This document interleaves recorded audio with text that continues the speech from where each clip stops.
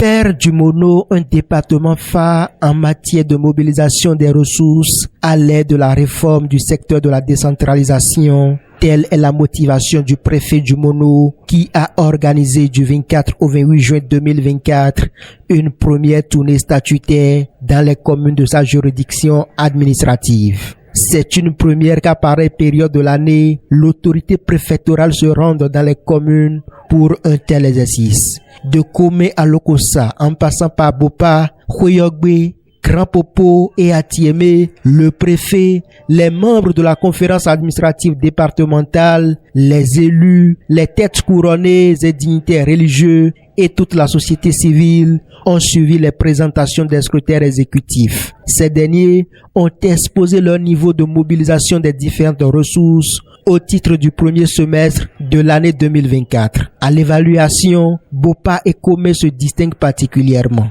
Au terme donc de cette première tournée, nous notons que 2 communes sur 6 ont pu relever le défi comparativement à l'année dernière en affichant un niveau de mobilisation de ressources plus élevé qu'au terme du premier semestre 2023.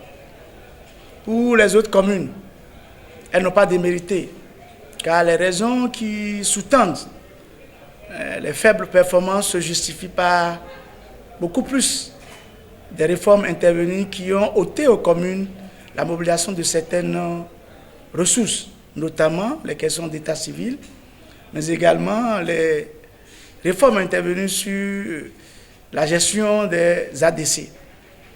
Nous notons l'engouement qu'ont manifesté les différents organes politiques et techniques à la tête de nos 6 communes par rapport à cette initiative de faire 2 tournées.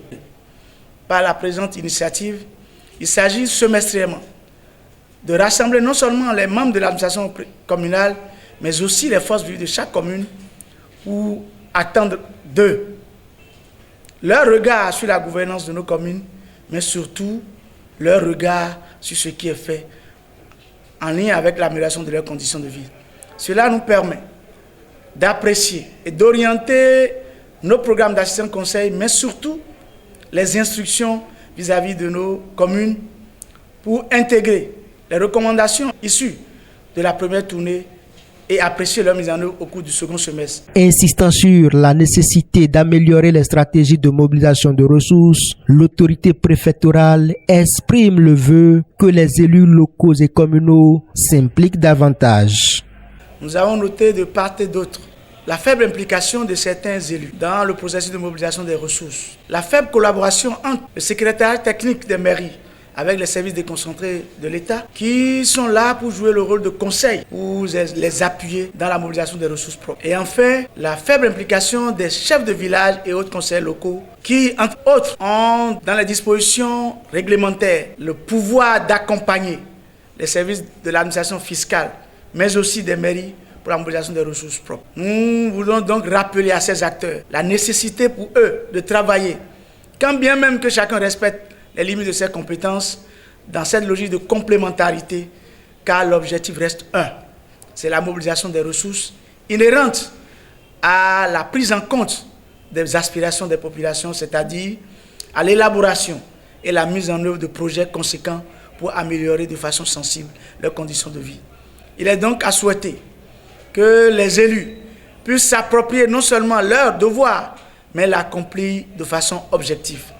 Que les secrétariats techniques de nos communes puissent s'appuyer sur ces services déconcentrés pour bénéficier de leur expertise. Que les conseillers locaux et chefs de village puissent s'activer davantage à apporter cette logique de mobilisation de ressources propres qui leur revient de droit.